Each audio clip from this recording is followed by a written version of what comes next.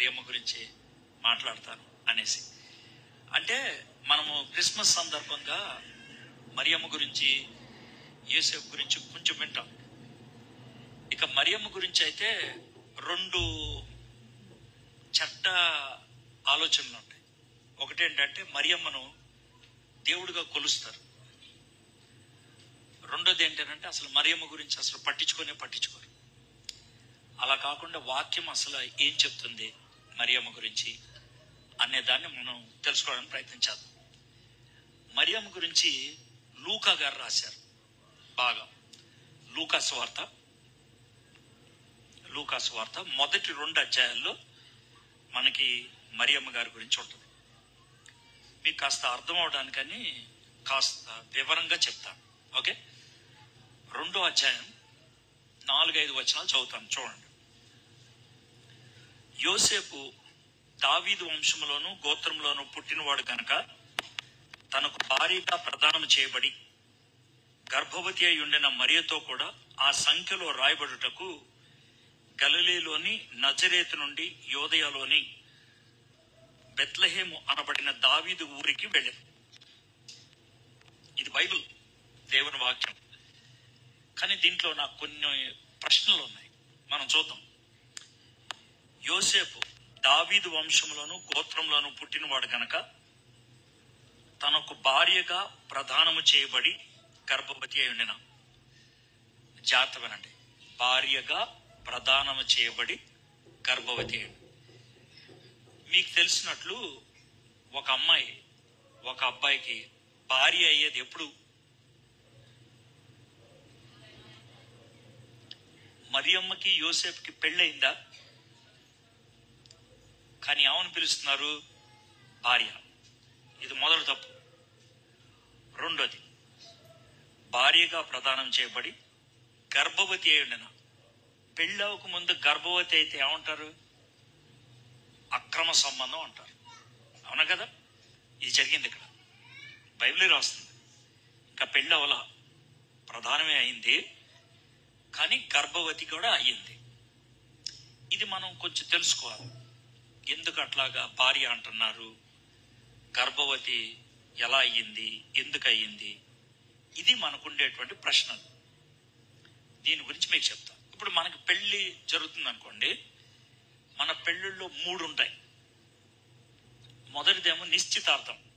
అంటే అమ్మాయి అబ్బాయి నచ్చితే కనుక తాంబూలాలు పుచ్చుకొని, అర్థమైందా, మా అమ్మాయిని మీ అబ్బాయికి ఇస్తాం ఎలా అంటే ఇది నిశ్చితార్థం.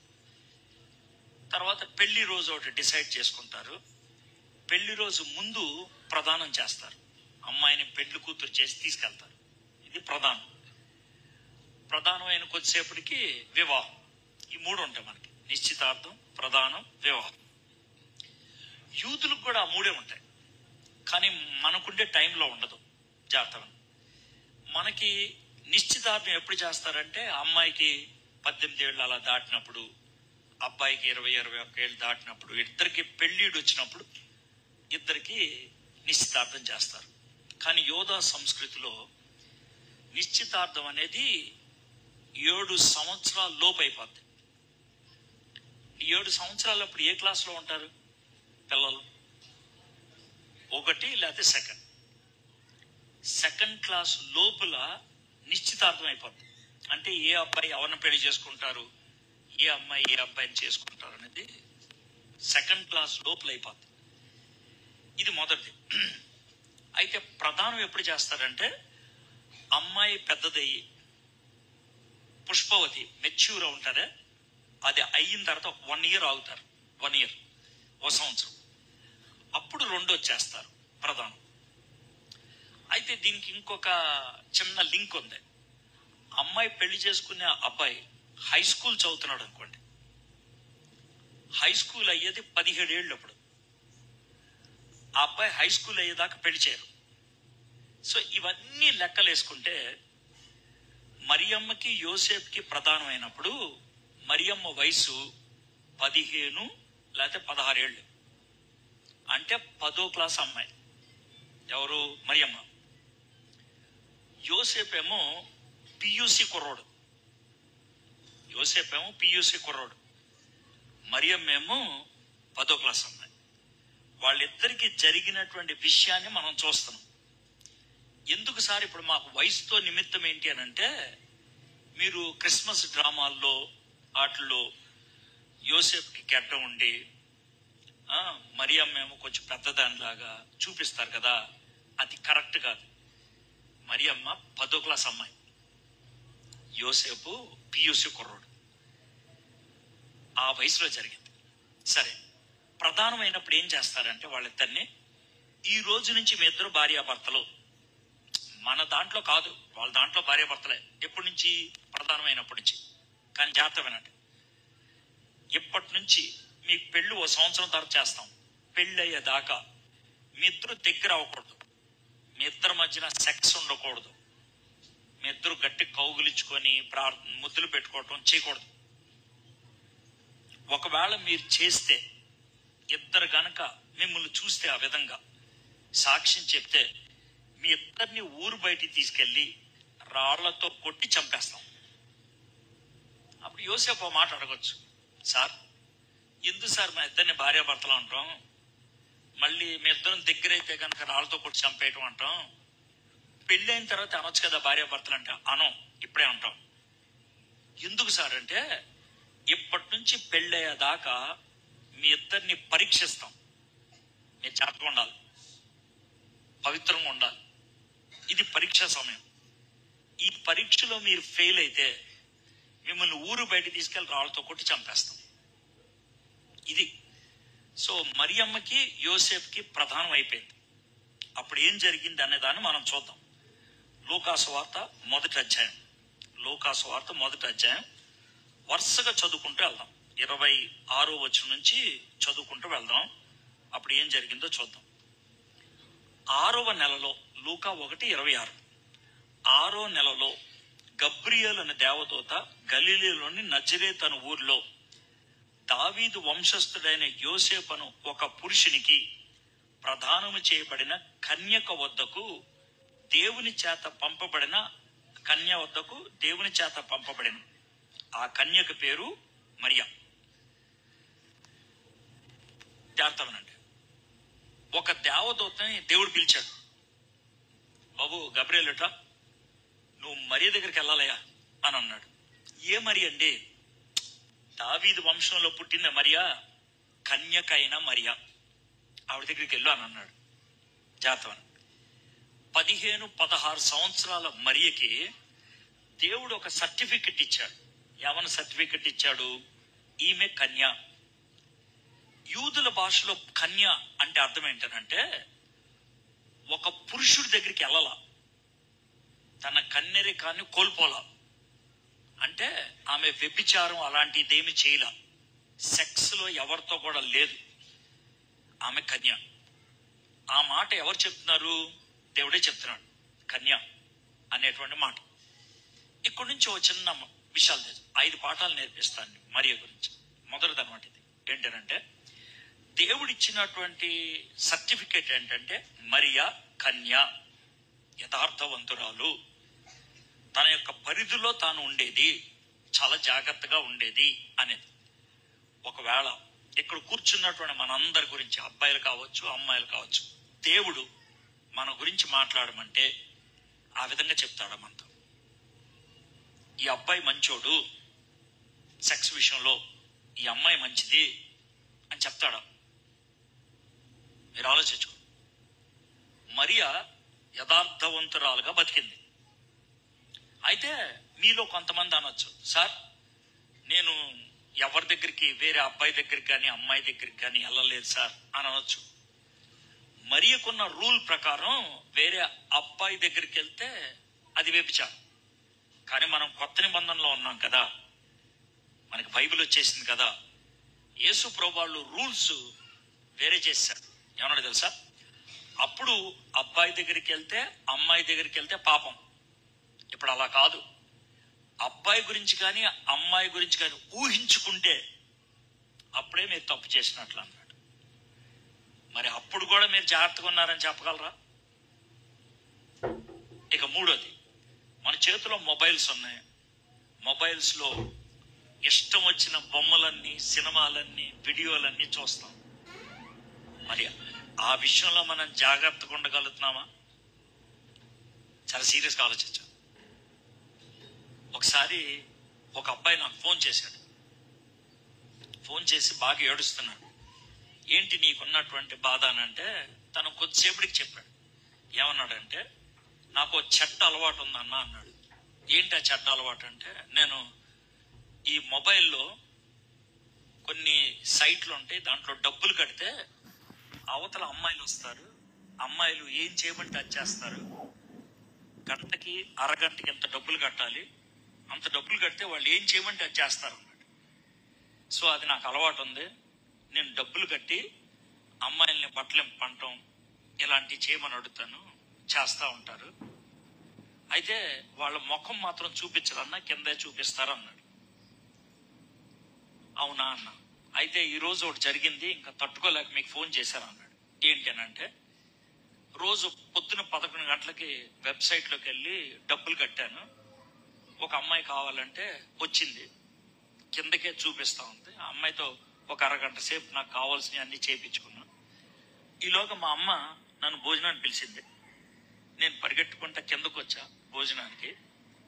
భోజనానికి ముందు ప్రార్థన చేసుకోవడం అలవాటు. ప్రార్థన చేసుకుంటున్నా, కొంచెం బాధగా ఉంది, చాలా దరిద్రమైన పని చేసి వచ్చానని ఆమెను చెప్పి అన్నం తిందామని చేయి కలుపుకుంటూ చూస్తూ ఉంటే ఎదురుగా మా చెల్లి వచ్చి కూర్చుందన్న. నాకు ఒక్కసారి షాక్ అనిపించింది. ఎందుకనంటే, నేను చూసిన బొమ్మలో ఆ అమ్మాయి వేసుకున్నటువంటి గౌనే మా చెల్లి వేసుకొని ఉందన్న. నాకేం చేయాలో అర్థం కాలేదు.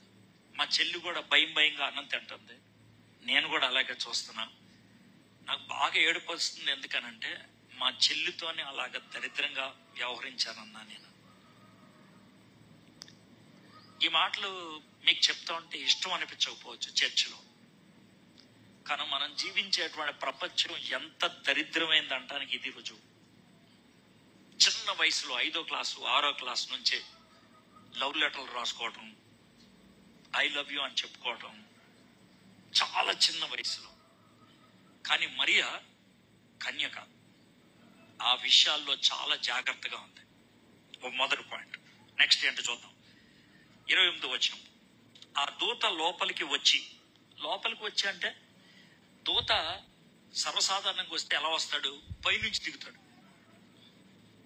కానీ అలా రాలా, నడుచుకుంటూ వచ్చాడు.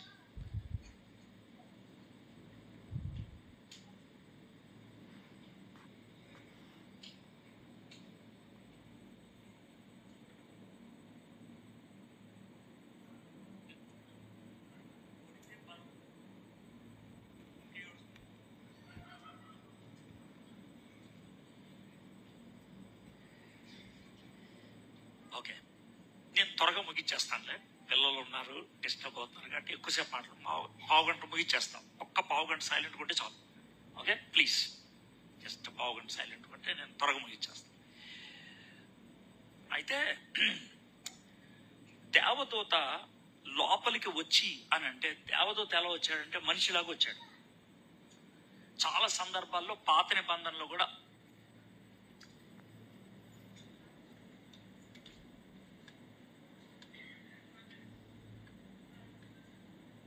నెమ్మది, ఆడు ఏడిస్తే అది ఇంకొక తలనొప్పి, చాలా ప్రేమపూరితంగా తీసుకెళ్ళాలి.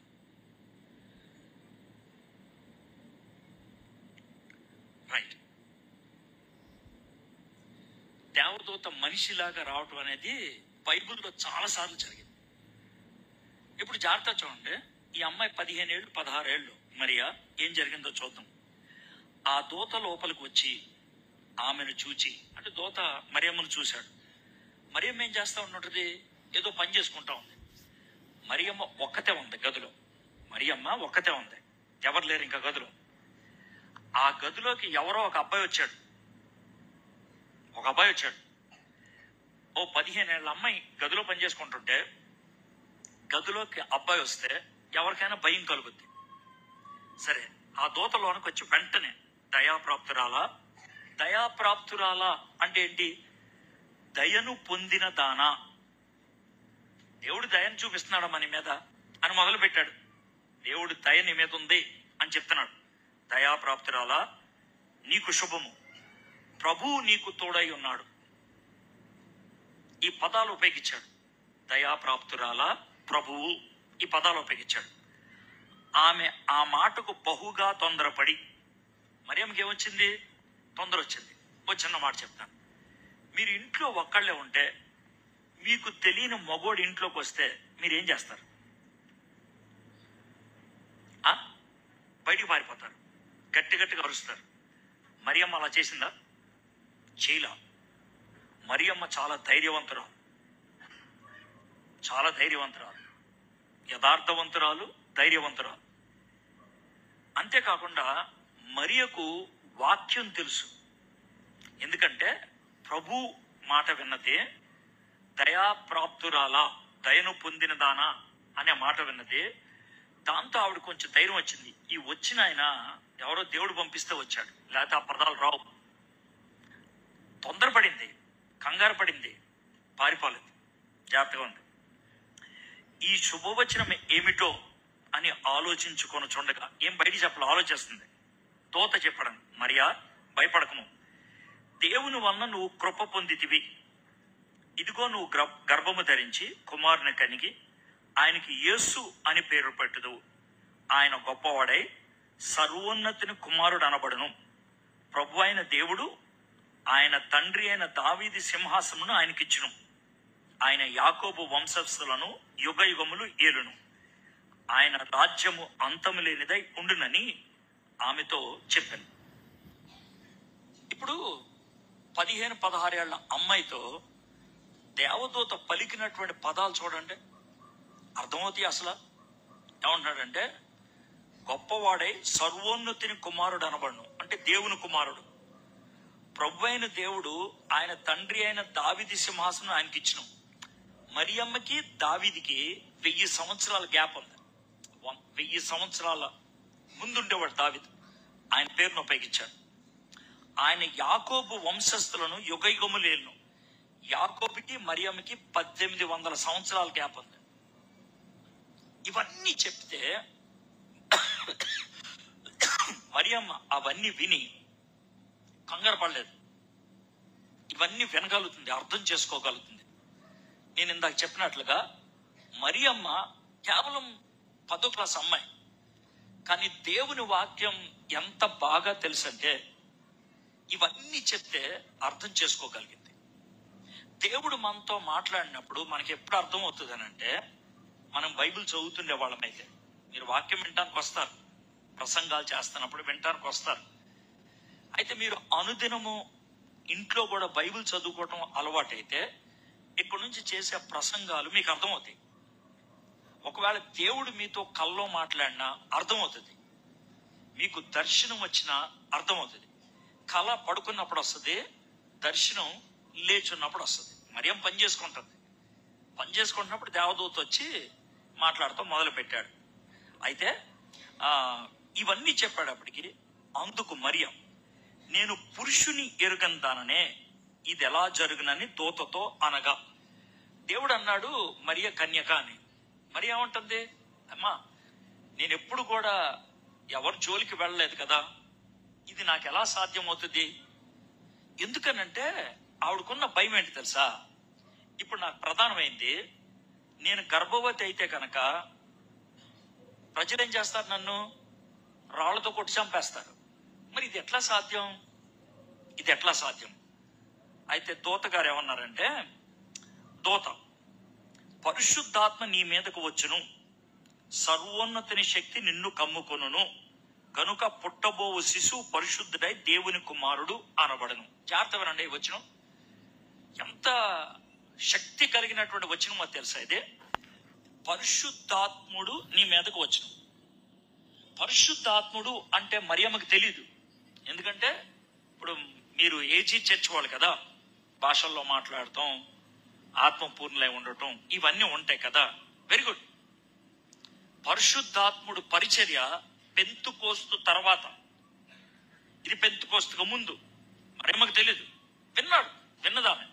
పరిశుద్ధాత్ముడు నీ మీదకు వచ్చును, సర్వోన్నతిని శక్తి నిన్ను కమ్ముకొను. సర్వోన్నతుడు అనేది తండ్రి. పుట్టబోవు శిశువు పరిశుద్ధుడై దేవుని కుమారుడు అనమాట. కమ్మేదేమో పరిశుద్ధాత్ముడు. పరిశుద్ధాత్ముడు మీదకు వస్తాడు. తండ్రి ఏమో కమ్ముకుంటాడు. పుట్టేది ఎవరు? యేసయ్య. తండ్రి, కుమార, పరిశుద్ధ, ముగ్గురు ఉన్నారు ఇక్కడ. ఉన్నారు లేదా? మళ్ళీ చూస్తారా ఒకసారి? మళ్ళీ చూస్తారా? పరిశుద్ధాత్ముడు నీ మీదకు వచ్చేది ఎవరు? పరిశుద్ధాత్మ. సర్వోన్నతిని శక్తి నిన్ను కమ్ముకునేది ఎవరు? తండ్రి దేవుడు. గనుక పుట్టబో శిశువు పరిశుద్ధుడే, దేవుని కుమారుడు అనబడును. పుట్టేది ఎవరు? దేవుని కుమారుడని యేసయ్య. ముగ్గురు ఉన్నారు ఇక్కడ. క్లియర్. మరియమ్మ విన్నది ఫస్ట్ టైం. 10వ క్లాస్ అమ్మాయి, నాకేం తెలియదు అని అంట్లా విన్నది. తర్వాత ఏమన్నాడు గబ్రియల్ దూత? మరియు నీ బంధువురాలు ఎలిజబెత్ కూడా తన వృద్ధాప్యమందు ఒక కుమారుని గర్భము ధరించి ఉన్నది. గొడ్రాలనబడిన ఆమెకు ఇది 6వ మాసం. మీ ఆంటీ ఉన్నది కదా ఎలిజబెత్, పెద్దవాడి, ఇంకా పిల్లలు పుట్టరు అనుకున్నారు. ఆవిడ గర్భవతి అయింది, ఇప్పుడు 6వ నెల. ఇది దేవుడు చేస్తున్నాడు మొదటి రుజువు. కావాలంటే ఎలిజబెత్ దగ్గరికి వెళ్ళి ఆవిడ 6వ నెల. ఇంకా నెక్స్ట్, దేవుడు చెప్పిన ఏ మాట అయినను నిరర్ధకము కానేరదని ఆమెతో చెప్పాను. జాగ్రత్త వినండి మాట. దేవుడు ఒక మాట పలికితే దాన్ని ఎవ్వరు కూడా అడ్డుకోలేరు. దేవుడు ఒక మాట పలికితే దాన్ని ఎవరు ఆపలేరు. 3 విషయాలు చెప్పాడు. 1, ఇది దేవుని కార్యం. 2, గబ్రియల్ అన్నాను ఎలిజబెత్ అమ్మ గర్భవతి అయింది. 3వది, దేవుడు చెప్పాడు కాబట్టి ఇంకా అది వెనక్కి వెళ్తానికి వీల్లేదు. అందుకు మరియ 38వ వచనం, ఇదిగో ప్రభు దాసురాలను, నీ మాట చెప్పన నాకు జరుగును గాక అనెను. ఇప్పుడు మరియమ్మ, సరేనండి మీరు దేవుడు అని చెప్తున్నారు కదా, దాన్ని నేను ఒప్పుకుంటాను అని అంటే, మరియమ్మ దేనికి సిద్ధపడిందో తెలుసా? చచ్చిపోవడానికి సిద్ధపడింది. మరియమ్మ చచ్చిపోవడానికి సిద్ధపడింది. అదేంటేనండి, ఇప్పుడు ఆమె గర్భవతి అయింది కదా, పొరపాటున పెద్దలకి తెలిసింది అనుకోండి, ఊరు పెద్దలకి, వాళ్ళు ఏం చేస్తారు? నీ గర్భం ఎలా వచ్చింది, ఎవడ మూలన వచ్చింది అంటే, పరిశుద్ధాత్ముడు అంటే ఎవరు నమ్ముతాడు? ఈ అమ్మాయి మంచిది కదరా, రాళ్ళతో కొట్టి చంపేయండి అంటారు. మరియమ్మ చావుకి సిద్ధపడి ఒప్పుకుంది. మరి మీరు అంత ఆలోచించారు లేదు నాకు తెలియదు. అంతేకాదు, చుట్టూ ఉన్న వాళ్ళు మరియమ్మని పవిత్రురాలు అంటారా? అనరు. ఈ అమ్మాయి ఏదో తేడా చేసింది అంటారు. అనిపించుకోవడానికి సిద్ధపడింది, అనిపించుకోవడానికి. అందుకనే యేసు ప్రభువారిని గర్భములో పెంచి ఇవ్వగలిగింది. మనం ఇది మాకెందుకు చెప్తున్నారు సార్ అని అంటారు. ఇప్పుడు మరియమ్మ మనకి యేసు ప్రభువారిని గర్భంలో తీసుకొచ్చి ఇచ్చింది కదా. ఇప్పుడు మనం యేసు ప్రభువారిని మన హృదయంలో ఉంచుకొని ఇంకోళ్ళకి అందించాలి. సాక్ష్యం అదే కదా, సువార్త అదే కదా. ఆ విధంగా సువార్త చెప్తానంటే బళ్ళారిలో రోడ్డు మీద ఊరుకుంటారా? ఏం చేస్తారు? కొడతారు, తిడతారు, వీలైతే పోలీస్ స్టేషన్లో కూడా పెడతారు. అవునా కదా సార్? ఒకప్పుడు చెప్పనిచ్చేవాడు, ఇప్పుడు చెప్పనిస్తున్నారా? చెప్పనివట్లా. అవునా కదా? అందుకని మీరు వీధుల్లోకి వెళ్ళి చెప్పని అడగట్లా. కానీ నేనేమంటాను తెలుసా, మరియమ్మ చావుకు తెగించి యేసు ప్రభుని ఈ లోకంలో తీసుకొచ్చింది. మీరు దేవుని బిడ్డలుగా, క్రైస్తవులుగా ఉండాలి అంటే చావుకి తెగించాలి. నువ్వెవడో సార్ అలా చెప్పడానికి? నేనెవడన్నా కాదు, బైబిల్లో ఉన్న మాట. యేసు ప్రభు వారు అన్న మాట ఏంటంటే, మీలో ఎవరైనా నన్ను వెంబడించకూరితే, అంటే మీరు ఎవరైనా నన్ను వెనకాల రావాలనుకుంటే, మీ సిలువ ఎత్తుకొని మిమ్మల్ని మీరు కాదని నా రండి అన్నాడు. సిలువ మీద ఏం చేస్తారు? మనిషిని చంపేస్తారు. మిమ్మల్ని చంపేయచ్చు, మిమ్మల్ని రోడ్డుకి ఏడ్చేయచ్చు, మిమ్మల్ని తిట్టొచ్చు. దానికి రెడీ అయితే రండి, లేకపోతే రావద్దు. మరియమ్మ చావుకి తెగించింది. మరియమ్మ యథార్థవంతురాలు, మరియ ధైర్యవంతురాలు. మరియ చావుకి తెగించింది యేసు ప్రభుని తీసుకురావడానికి. అవునా కదా? చావుకి తెగించింది కాబట్టి అది సాధ్యమైంది. ఒకవేళ నాకు కుదరదండి అన్నాడు అనుకో, గబ్రియల్ దూత ఏమనేవాడు? సరే నిలిపోయిండేవాడు, అవకాశం కోల్పోయేది కదా. మీకు విషయం తెలుసా, మీ ద్వారా మీ ఇంట్లో వాళ్ళకి కానీ, మీ ఇరుగు పొరుగు వారికి కానీ, మీకు తెలిసిన వాళ్ళకి కానీ సువార్త చెప్పించాలని దేవుడు కోరిక అనుకుందాం. మీ ద్వారా నేను చెప్పను ప్రభా అని అన్నారు అనుకోండి, నువ్వు అవకాశాన్ని కోల్పోతావు. వాళ్ళకి సువార్త అందదు. మరియమ్మ నా వల్ల కాదు అని అంటే దేవుడు ఏం చేసేవాడు? సర్లే అనేవాడు. మరియలాగా సాహసించగలిగితే ఓ 10 మందికి మనం సువార్త అందించేవాళ్ళం అవుతాం. మరియలాగా సాహసించగలిగితే మనల్ని దేవుడు వాడుకోవడానికి ఇష్టపడుతున్నాడు. అవునా? అందుకు మరియ, ఇదిగో ప్రభు దాసురాల్ని, నీ మాట చెప్పన నాకు జరుగును గాక అని అంతటి దూత ఆమె నుండి వెళ్ళిపోయాను.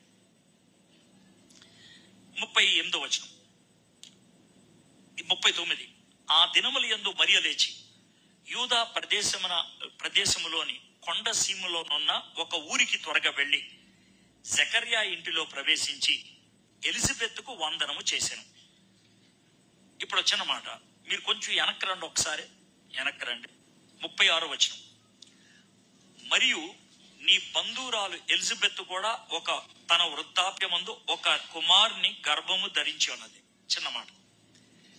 మరియకు పుట్టేది ఎవరు? యేసు ప్రభు ఎవరు? లోకరక్షకుడు. అది దేవదూత చెప్పడా లేదా? అతనికి యేసు అని పేరు పెడతాడు, అందరికీ ఆయన రక్షకుడు. సో మరియమ్మకు పుట్టేది ఎవరు?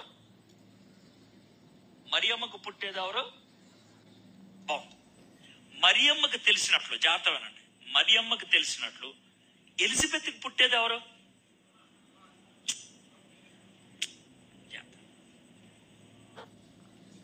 మీరు సొంత తెలివితేటలు ఉపయోగించొద్దు. నా ప్రశ్న జాగ్రత్తగానండి,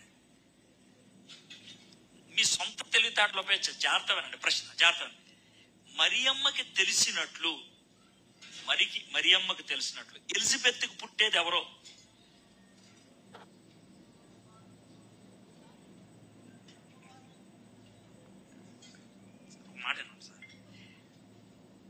మీకు తెలిసింది ఎవరని అడగట్లా, మరియమ్మకి తెలిసినట్లు ఒక కొడుకు అంతే. ఆడి పేరు యోహానని, ఆడి యేసు ప్రభు బాప్తిస్మం ఇస్తాడని మరియమ్మకి తెలుసా? తెలీదు. మీరు చూడండి, కావాలంటే మళ్ళీ 36 చదువు సిస్టర్, మీరు కూడా చూడండి. మరియు నీ బంధువురాలు ఎలిజబెత్ కూడా తన వృద్ధాప్యమందు, నెక్స్ట్ ఏంటి, ఒక కుమారుడు అంతే. ఆడి పేరు రాశారు ఇక్కడ, వాడు ఏమవుతాడు రాశారు ఇక్కడ, రాయలా. కాబట్టి ఎలిజబెత్కు పుట్టేది ఎవరు? ఒక కొడుకు. మరియమ్మకు పుట్టేది ఎవరు? లోకరక్షకుడు. ఇప్పుడు మీకు అర్థమైందా? ఎలిజబెత్కు పుట్టేది ఎవరు? ఒక కొడుకు. మరి మరియమ్మకు పుట్టేది ఎవరు? వీళ్ళిద్దరిలో ఎవరు గ్రేటు? అది ఎవరు? మరియమ్మ గ్రేట్. ఎందుకంటే మరియమ్మ కడుపులో ఉంది ఎవరు? లోకరక్షకుడు. మరి ఎలిజబెత్ అమ్మ కడుపులో ఉందే ఒక కొడుకు. ఒకవేళ మీరే మరియమ్మ అనుకోండి, మీ కడుపులో లోకరక్షకుడు అన్నాడు అనుకోండి, వెనకాల కుర్చీలో కూర్చుంటారా, ఇక్కడ కూర్చుంటారా? పొరపాటు కూడా కూర్చోరు వెనకాల. మీ లెవెల్ వేరు, అవునే కదా? కింద కూర్చోమంటే కింద కూర్చుంటారా? ఎవరో నా కడుపులో ఎవరో తెలుసా? లోకరక్షకుడు, అవునే కదా? కానీ మరియమ్మ కడుపులో లోకరక్షకుడు ఉన్నప్పటికీ, ఎలిజబెత్ అమ్మ కడుపులో ఒక కొడుకు ఉన్నప్పటికీ ఎవరి దగ్గరికి వెళ్ళారు? మరియమ్మ ఎలిజబెత్ దగ్గరికి వెళ్ళారు. దీన్ని మీరేమంటారు? తగ్గింపు. ఏమంటారు? చాలా తగ్గింపు ఉన్నది ఎవరికి? మరియమ్మకి. సరే, ఇంకేం చేస్తుందో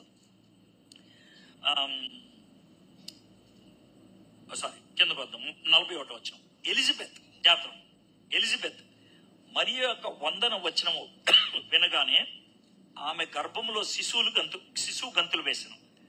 అంతటా ఎలిజబెత్ పరిశుద్ధాత్మతో నిండుకొనినదై. అంటే ఎవరు పరిశుద్ధాత్మతో నిండుకున్నారు? ఎలిజబెత్ నిండుకొనినదై బిగ్గరగా ఇట్లనెను. అంటే ఎలిజబెత్ చెప్పే మాటలు ఎవరు చెప్పిస్తున్నారు? ఎలిజబెత్ చెప్పే మాటలు ఎవరు చెప్పిస్తున్నారు? పరిశుద్ధాత్ముడు చెప్పిస్తున్నాడు. అవునే కదా? ఎందుకంటే ఎలిజబెత్ ని ఎవరు కమ్ముకున్నారు? పరిశుద్ధాత్మ. ఓకే, ఏం చెప్తున్నాడో చూడండి. స్త్రీలలో నువ్వు ఆశీర్వదించబడిన దానవు, నీ గర్భఫలము ఆశీర్వదించబడను. నా ప్రభు తల్లి నా యొద్దకు వచ్చుట. నా ప్రభు తల్లి. తల్లి ఎవరెక్కడ? ప్రభు ఎవరెక్కడ? చెప్పాలి, గంటి చెప్పాల. యేసయ్య.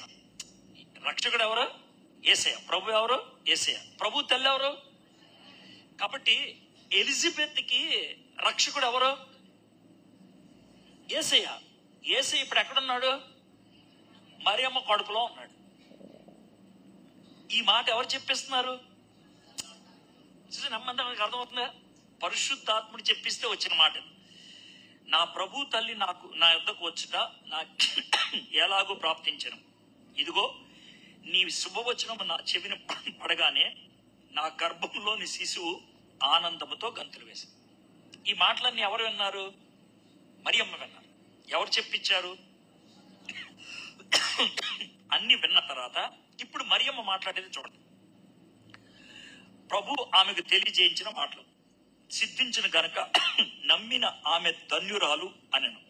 అప్పుడు మరియ ఇట్లను చూడండి. అప్పుడు మరియ ఇట్లను, నా ప్రాణము ప్రభువును గణపరుచున్నది. వచ్చిన మాట. ఆడవాళ్ళు మాట్లాడేటప్పుడు నా ప్రాణము అని అన్నప్పుడు చెయ్యి ఎక్కడ వేస్తారు చెప్పండి? నా ప్రాణం అన్నప్పుడు చెయ్యి ఇక్కడ వేస్తారు, అవునా కదా? జాగ్రత్త. నా ప్రాణము ప్రభువును గణపరుచున్నది. నా ప్రాణం అన్నప్పుడు చెయ్యి ఎక్కడ ఉంటుంది? ప్రభు అంటే చెయ్యి ఎక్కడికి వెళ్తుంది? పైకి కదా మనకైతే. మరి మరియమ్మకైతే ప్రభు అంటే ఎక్కడికి వెళ్తుంది చెయ్యి? నా ప్రాణము నా ప్రభువునందు ఆనందిస్తుంది. అంటే నా కడుపులో ఉన్నవాడు నాకేమవుతాడు? ప్రభు. ఉడికే లెక్క ప్రకారం. కానీ మరియమ్మ ఏమంటుంది? నా ప్రభు అయినా, నా ప్రభు, నా దేవుడినా. మరియమ్మ కడుపులో ఉన్న బాబు ఏమంటుంది? నా ప్రభు. ఇది నా మాట కాదు, బైబిల్లో ఉన్న మాట, నేను సొంతంగా చెప్పింది కాదు. నా ప్రాణము ప్రభువును గనపరుచున్నది. ఆయన తన దాసురాలి దీన స్థితిని కటాక్షించను. నా ఆత్మ అంటే ఎక్కడ? నా రక్షకుడైన దేవుని యందు ఆనందించను. యేసు ప్రభు మరియమ్మకి ఏమవుతాడు? ఇక్కడ లెక్క ప్రకారం. ఇక్కడంటే నేను చెప్పే జాతకనాలే. మీరు నేను ఇంత నెమ్మదిగా చెప్పిన, ఎప్పుడు ఇంత నెమ్మది చెప్పను తెలుసా? నేను ఎప్పుడు ఇంత నెమ్మది చెప్పను. మిమ్మల్ని చూసి మీకు అర్థం అవ్వాలని నెమ్మదిగా చెప్తున్నా. అయినా మీరు ఎక్కడో ఉంటే కనుక నేను ఇంకెళ్ళిపోతాను. ఇంతకంటే నాకు చెప్పడం చేత కాదు. జాగ్రత్త. నా ఆత్మ నా రక్షకుడైన దేవుని యందు ఆనందించను. యేసు ప్రభు మరియమ్మకి ఏమవుతాడు? రక్షకుడు. ఏమవుతాడు? రక్షకుడు. అదేంటంటే మీరు ఇందాకే ఆమె కన్యక అన్నారు కదా, అంటే కన్యకే. సెక్స్ విషయంలో ఆమె పవిత్రంగా ఉంది, అందుకని పాపం లేదని అనలేం కదా. ఆమెకు వేరే రకంగా పాపాలు ఉంటాయి కదా. ఆ పాపాల నుంచి ఎవరు రక్షిస్తారు మరియమ్మని? చెప్పండి. ఎవరు? ఎవరు? ఎవరు? యా. సో మరియమ్మకు కూడా పరలోకం కావాలంటే ఎవరు కావాలి? ఆవిడకే యేసయ్య. ఎవరు కావాలి? ఇప్పుడు మనకి మరియమ్మ దేవుడా, యేసుప్రభు దేవుడా? పక్క అర్థమవుతుంది కదా. నేను దేవుణ్ణి అని మరియమ్మ చెప్పుకుందా ఎక్కడ? నాకు కూడా ఆయనే రక్షకుడు అని చెప్పిందా లేదా? నాకు కూడా ఆయన ప్రభు అని చెప్పిందా లేదా? నేనేమన్నా కల్పించి చెప్పానా? ఇక్కడ ఉందా? మీకు అర్థమైందా? పక్కా అర్థమైందా? స్పష్టంగా అర్థమైందా? ఆవిడ చెప్పిన మాట ఇది, నేను చెప్పిందేం కాదు. ఇంకేమన్నా చూడండి. సర్వశక్తి మంతుడు నాకు గొప్ప కార్యములు చేశాను గనుక ఇది మొదలుకొని అన్ని తరముల వారును నన్ను ధన్యురాలని అందరు. ఓకే, నా కడుపులో ఉంది నా రక్షకుడు, నా కడుపులో ఉంది నా ప్రభు. ఆయన నా జీవితంలో గొప్ప కార్యం చేశాడు కాబట్టి ప్రపంచం అంతా కూడా నన్ను గుర్తు పెట్టుకుంటది. ప్రపంచం అంతా కూడా నన్ను ధన్యురాలంటది. అది ఆయన కృప, అది ఆయన కనికరం, అది ఆయన చేసింది. నేను మంచిదాన్నా, దేవుడు నన్ను మంచిదానిగా చూశాడు. నేను గొప్పదాన్నా, దేవుడు నన్ను గొప్పదానిగా చేశాడు. కానీ నా కడుపులో ఉన్నవాడే నాకు రక్షకుడు, నా కడుపులో ఉన్నవాడే నాకు ప్రభు. స్పష్టంగా అర్థమైందా? నెమ్మ చెప్పు. తర్వాత ఇంకేమంటది, ఆయన నామం పరిశుద్ధము, ఆయనకు భయపడు వారి మీద ఆయన కనికరము తరతరములకు ఉండును.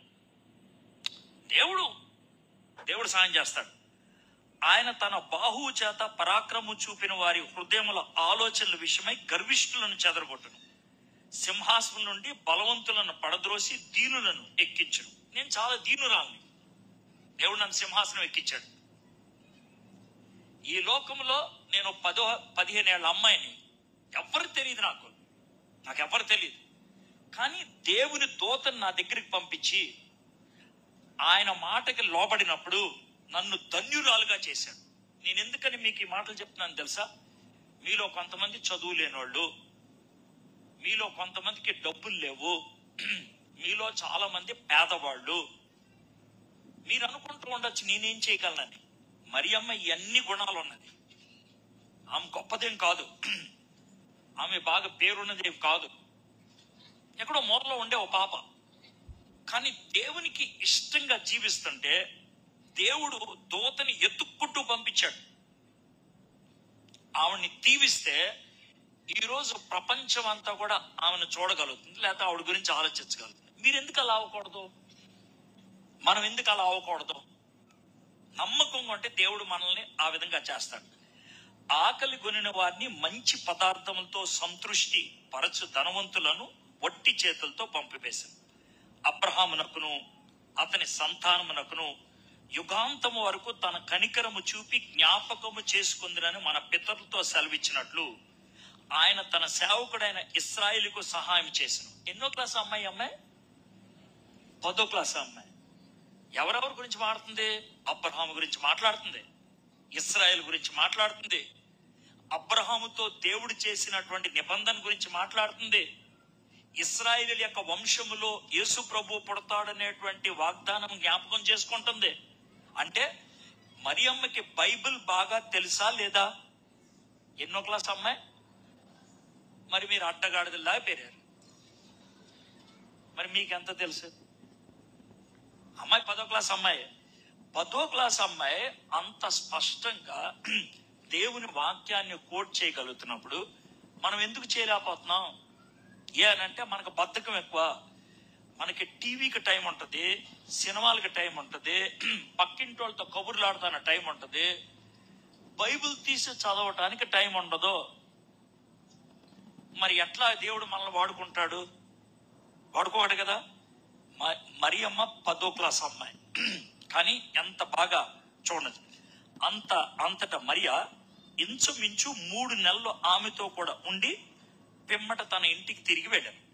ఆడవాళ్ళు, ఇక్కడ ఉన్నటువంటి ఆడవాళ్ళు, మిమ్మల్ని ఒక ప్రశ్న అడుగుతాం. మీలో ఎంతమంది పిల్లల్ని కన్నారు? చేతులు ఎత్తండి. ఎంతమంది పిల్లల్ని కన్నారు? సిగ్గుపడతారండి. ఆడండి వారు ఏమన్నా పూత మాటనా అన్న. ఎంతమంది తల్లి అయ్యారు? Very good, thank you. కూర్చో. మిమ్మల్ని ప్రశ్న అడుగుతాం. మరియమ్మ దగ్గరికి గబ్రియల దూత వచ్చి వెళ్ళిపోగానే మరియమ్మ గర్భవతి అయింది. అప్పుడు గర్భవతి అవ్వంగానే ఎలిజబెత్ దగ్గరికి వచ్చింది. ఎలిజబెత్ దగ్గర ఎంతకాలం ఉంది? ఇప్పుడే చదివాను కదా, మరి చెప్పరే. 3 నెలలు గర్భవతి అయినప్పుడు మొదటి 3 నెలల్లో ఏమవుద్ది చెప్పండి. గర్భవతి అయినప్పుడు మొదటి 3 నెలల్లో ఏమవుద్ది చెప్పండి. వాంతులు అవుతాయి. వాంతులైతే చుట్టూ ఉన్న వాళ్ళకి ఏం తెలుసుద్ది? ఈమె గర్భవతి అయిందని తెలుసుద్ది. జాగ్రత్త. నేను ఎందుకు చాలా సీరియస్ చెప్తానంటే, మరియమ్మ దగ్గరికి గబ్రియల్ దూతను పంపించాడు. గబ్రియల్ దూతను పంపించి అమ్మ నువ్వు ఒప్పుకుంటే గర్భవతి అవుతా అన్నాడు. మరియమ్మ ఒప్పుకుంది. ఎలిజబెత్కి 6వ నెల అని చెప్పాడు. వెంటనే బయలుదేరి ఎలిజబెత్ దగ్గరికి వచ్చేసింది. 3 నెలలు ఇక్కడ ఉండిపోయింది. కాబట్టి వాంతులు ఎక్కడయ్యాయి? ఎలిజబెత్ ఇంట్లో అయినాయి. ఎక్కడయ్యా? ఒకవేళ ఉన్న ఊర్లో కనుక వాంతులు అయితే ఏమైండేది? చుట్టూ ఉన్న వాళ్ళకి తెలిసేది. అప్పుడు వాళ్ళు ఏం చేసేవాళ్ళు? కొట్టి చంపేసేవాళ్ళు. అవునా కదా. దేవుడు చక్కగా ఆమెను పక్కగా తీసుకెళ్లి ఆ మొదటి 3 నెలల్లో అక్కడ చూసుకున్నాడు. అర్థమైంది కదండి. నేనేం చెప్తానంటే, దీంతో దేవుని మాటకు మనం లోబడితే దేవుడు చెప్పినట్లు మనం వ్యవహరిస్తే చాలా సమస్యలు అసలు మనకి జరగకుండా చేస్తాడు దేవుడు. మీకు అర్థమైంది కదండి? సమస్యలు వచ్చిందా దేవుడు సహాయం చేయడం ఆ తర్వాత విషయం. చాలా సందర్భాల్లో అసలు సమస్యలే రాకుండా చేస్తాడు. ఇప్పుడు మరియమ్మ ఉన్న ఊర్లోనే ఉండిపోయింది అనుకోండి, సమస్యలు వస్తే ఏమైందో తెలియదు మనకి. కానీ దేవుడు ఏమన్నాడు, ముందు నువ్వు పక్క వచ్చాయి ఆడ చూసుకున్నావు, ఆడ తీసుకెళ్ళాడు. అర్థమైంది కదా? సరే, మరియమ్మ వెనక్కి వచ్చింది. వెనక్కి వచ్చి ఒక నెల అయిందో లేదో ఏం జరిగిందంటే, యోసేపు పరిగెత్తుకుంటూ వచ్చాడు. మరియమ్మ అసలు నిన్ను వదిలేద్దాం అనుకున్నాను నేను, కానీ ఏం జరిగిందంటే ఈ దూతగారు వచ్చి కల్లో చెప్పాడు, నీకు వచ్చింది పరిశుద్ధాత్మను బట్టి అంట కదా అని. మరి నాకు చిన్న భయం ఉంది. ఏంటి భయం అని అంటే, ఇప్పుడు నీకు పొట్ట బయటకు వచ్చేస్తే ప్రజలందరూ తెలుసుద్ది, అప్పుడు ఏం చేస్తారో నాకు భయం ఉంది. కానీ దేవుడు మంచి కార్యం చేశాడు. ఏం చేశాడంటే, ఏం లేదు, జనాభా లెక్కలంట మన ఊరు వెళ్ళిపోవాలి. ఎక్కడంటే మన ఊరు? అదే నువ్వు నేను దావీదు వంశస్థులం కదా, దావీదు గారు పుట్టిన ఊరు వెళ్ళిపోవాలి. ఎక్కడది? బెత్లెహేం. అమ్మో, చాలా దూరం కదా, 5 రోజులు ప్రయాణం కదా. ఏం కంగారులే, నేను ఒక గాడి తీసుకొస్తా, గాడి మీద నువ్వు కూర్చో, రోజు నెమ్మదిగా నడిపిస్తా, రాత్రి పడుకో, మళ్ళీ నడిపిస్తా. 4-5 రోజులు ప్రయాణం చేసి వెళ్ళిపోయింది. ఎక్కడికి? బెత్లెహేంకి. బెత్లెహేం వాళ్ళ ఊరు కాదు, అక్కడ ఎవరో తెలిసిన వాళ్ళు లేరు. అక్కడ పూర్తిగా పొట్ట బయటకు వచ్చేసింది, పిల్లల్ని కనేసింది, ఏమి సమస్య. అంటే దేవుడు ఈ చిన్న విషయాన్ని చాలా నాజుగ్గా సెటిల్ చేశాడు, చాలా నాజుగా. ఇప్పుడు ఎన్ని విషయాలు చూద్దాం. మొదటిది యథార్థవంతురాలు, రెండోది ధైర్యవంతురాలు, మూడోది చావుకి తెగించింది, నాలుగోది వినయము కలిగింది, తగ్గింపు. అందుకే ఎలిజబెత్ దగ్గరికి వచ్చింది, అవునా కదా? ఐదోది వాక్యము బాగా తెలుసు. వాక్యం బాగా తెలుసు కాబట్టి అబ్రహాం గురించి, ఇశ్రాయేల్ గురించి, దావీదు గురించి బాగా చెప్పగలిగింది. ఆమె ఇన్ని మంచి లక్షణాలు కలిగినటువంటి వ్యక్తిగా మనము చూస్తా ఉన్నాం. ఇంకొక విషయం చెప్పి నేను ముగిచ్చేస్తాను.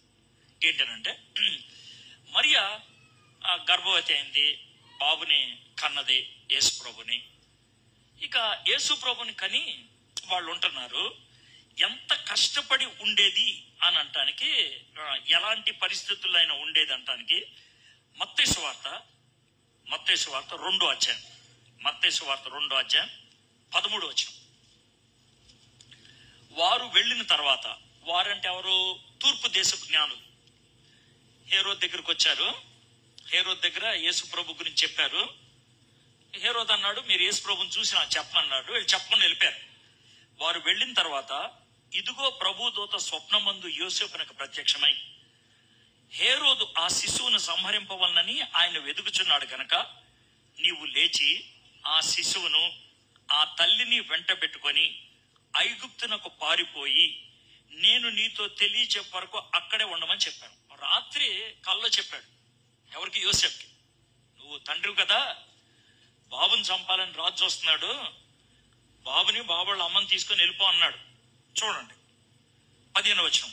అప్పుడు అతడు లేచి రాత్రి వేళ శిశువును తల్లిని తోడుకొని ఐగుప్తునకు వెళ్ళి, బెత్లెహేం నుంచి ఐగుప్తు వెళ్ళాలంటే 7 రోజులు ప్రయాణం. ఎన్ని రోజులు?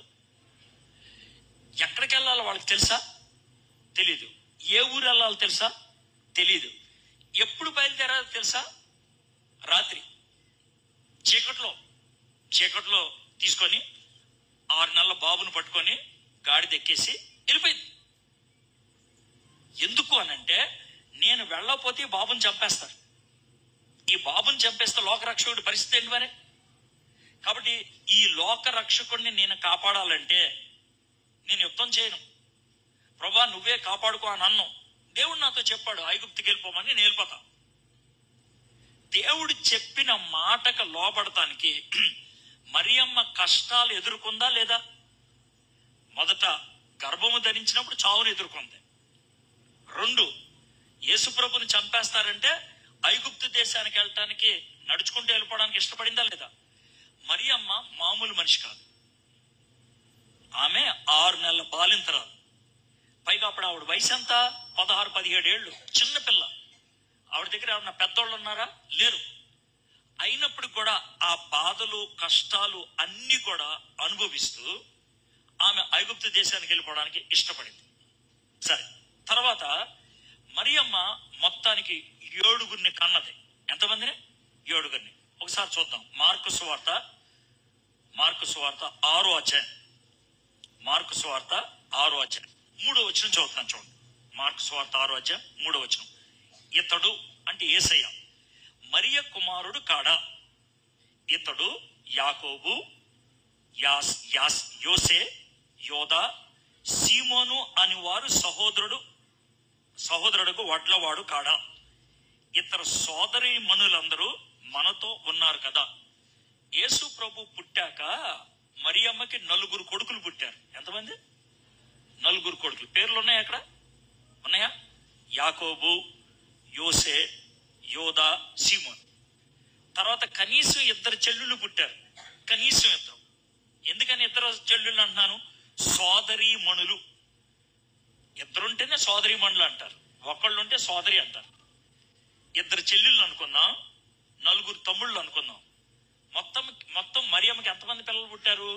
7 పుట్టారు. సుమారు 32-33 ఏళ్ళు వచ్చేప్పటికి యోసేపు గారు చచ్చిపోయారు. ఇప్పుడు ఇంట్లో పెద్దోడు ఎవరో చెప్పండి? ఇంట్లో పెద్దోడు ఎవరంటే యేసయ్య. ఎవరో? యేసయ్య. మరియమ్మ యేసయ్యని పిలిచి ఇలా అని ఉంటుంది, బాబు యేసు, చెప్పమ్మీ, మరే డాడీ ఇప్పటిదాకా వడ్రంగి పనిచేసి రోజంతా కష్టపడి డబ్బులు తెస్తే దాంతో మనందరం అన్నం తినేవాళ్ళం రా. ఇప్పుడు డాడీ చనిపోయారు అంటే, అవును మమ్మీ నాకు తెలుస్తుంది. మరి ఎట్లా రా బాబు? ఏం లేదు మమ్మీ, డాడీ నాకు మంచాలు చేయటం నేర్పించారు, కుర్చీలు చేయటం నేర్పించారు, తలుపులు చేయటం నేర్పించారు. నేను ఇప్పటి నుంచి ఇక వడ్రంగా పనిచేస్తా అని యేసు ప్రభు వారిని వడ్రంగి పనిలోకి నెమ్మదిగా తీసుకెళ్ళింది. ఎవరో? మరియమ్మ. అందుకే యేసు ప్రభు వారిని ఏమన్నారు చూడండి, 3వ వచనం. ఇది మార్కు 6:3. ఇతడు మరియ కుమారుడు కాడా?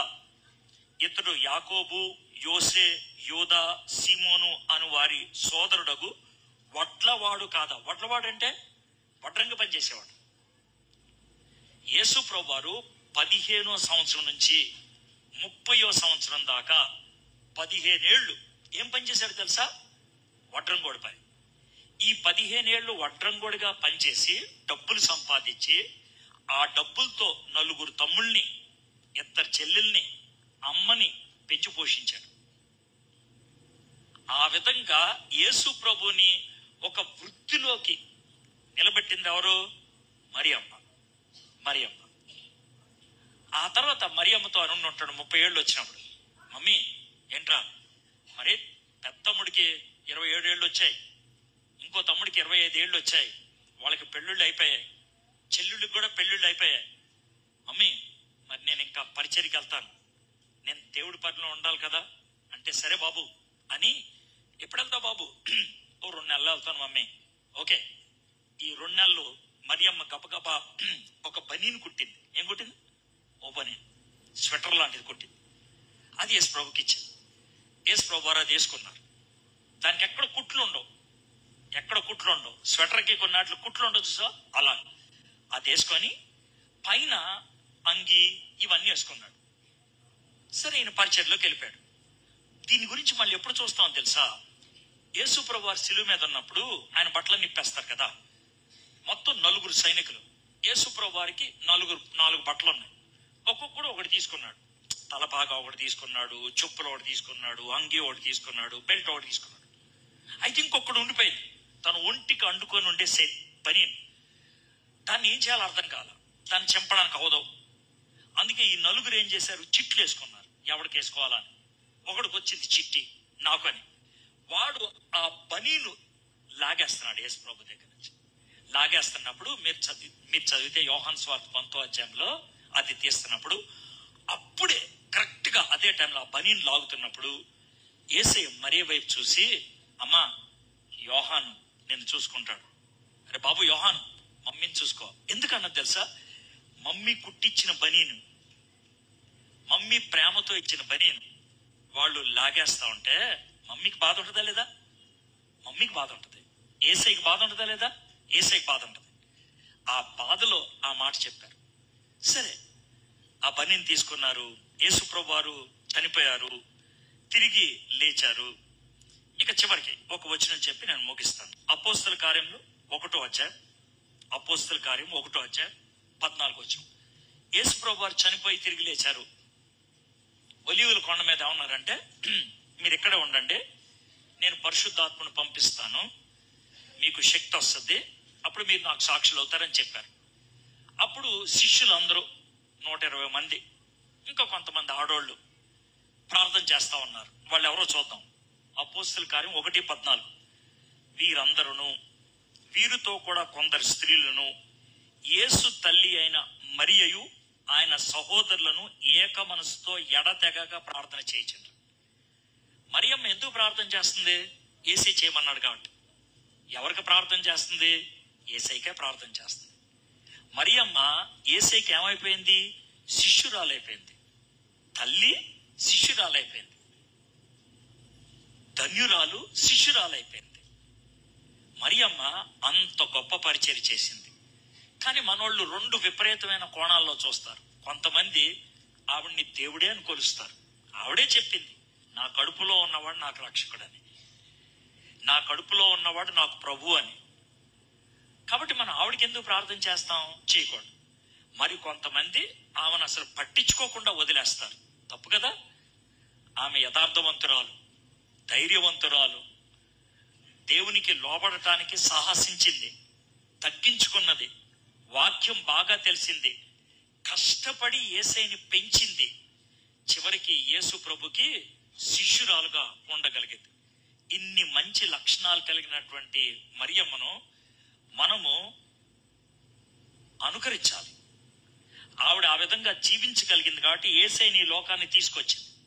మనం కూడా అలా జీవిస్తే మన ద్వారా యేసు ప్రభు వర్తమానం చాలా మందికి అందుతుంది. దేవుడు కోరుకునేది అది. అలాంటి సజీవ సాక్షులుగా ఉండటానికి దేవుడు మనందరికీ సహాయం చేయను గాక. చిన్న ప్రార్థన చేసుకుందాం. మా దేవ, మా ప్రభా, మరియమ్మ గారి గురించి కొన్ని పాఠాలు నేర్చుకోవడానికి మీరు కృప చూపించారు, మీకు వందనాలు చెల్లిస్తాం.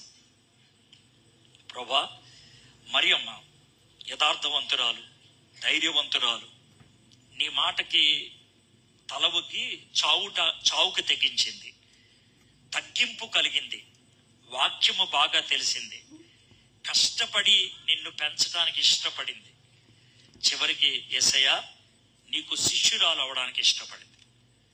అంత గొప్ప జీవితం జీవించినటువంటి మరియమ్మను మేమందరం కూడా ప్రభా ఆమెను బట్టి నిన్ను ఆరాధించాలి, ఆమెను బట్టి మిమ్మల్ని స్తుతించాలి. అంతేకాదు ప్రభా, ఆమె లాంటి జీవితాన్ని మేము కూడా కలిగి ఉండాలి. ఆ విధంగా జీవించడానికి కృప చూపించమని యేసు నామములో ప్రార్థన చేయించున్నాం తండ్రి.